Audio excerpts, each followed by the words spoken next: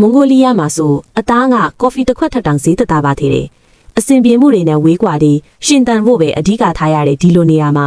လူဦးရေက3တန်းလောက်ပဲရှိပေမဲ့တရိษံအကောင်ကြီးကတော့185တန်းကျော်တောင်ဟိုးအဝေးကြီးထိကျေဖြတ်နဲ့မြက်ခင်းပြင်ကြီးတွေမှာရှိနေတာပါဒီလိုနေရာအကျယ်ကြီးရှိနေတာကြောင့်ပဲတရိษံတွေဟာသူတို့ဘဝရဲ့အဓိကအသက်သွေးကြောဖြစ်လာခဲ့တာပေါ့ဒီလိုအခြေအနေမျိုးမှာအသားဆိုတာဇင်ကန်စားစရာမဟုတ်တော့ပဲနေ့တိုင်းမရှိမဖြစ်လိုအပ်တဲ့အရာဖြစ်သွားပါပြီ